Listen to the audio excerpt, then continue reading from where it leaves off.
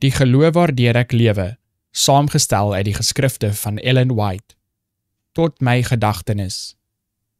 Daarop neem hy brood, en nadat hy gedank het, breek hy dit en gee dit aan hulle en sê, dit is my liggaam wat vir julle gegee word, doen dit tot my gedagtenis.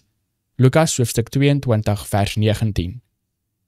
In die laaste Pasga wat ons Here saam met sy disippels gevier het, het hy die nagmaal ingestel in plaas van die Pasga, om ter nagedagtenis aan sy dood gevier te word. Die nasionale fees van die Jode sou vir ewig verbygaan. Die diens wat Christus ingestel het, moes deur sy volgelinge in alle lande en deur alle eeue heen gevier word. God het dit nie aan mense oorgelaat om te sê wie hulle by hierdie geleenthede sal aanbied nie. Want wie kan die hart lees?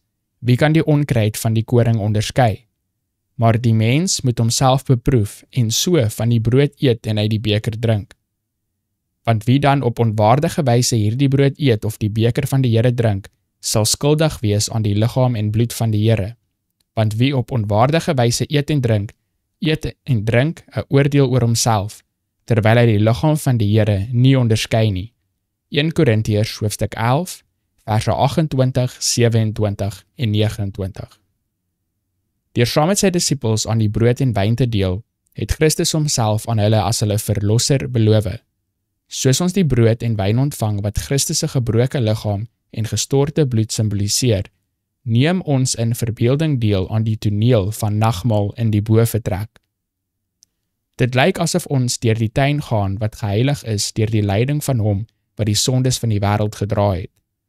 Ons is aanskoue van die stryd waardeur ons versoening met God verkry is.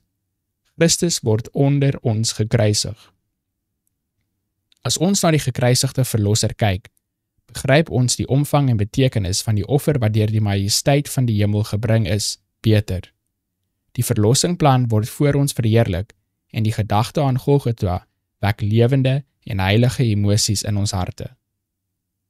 Lofprysing aan God en die Lam sal in ons harte en op ons lippe wees, want trots en selfaanbidding kan nie floreer in die siel wat die tonele van Golgotha vars in die geheue hou nie.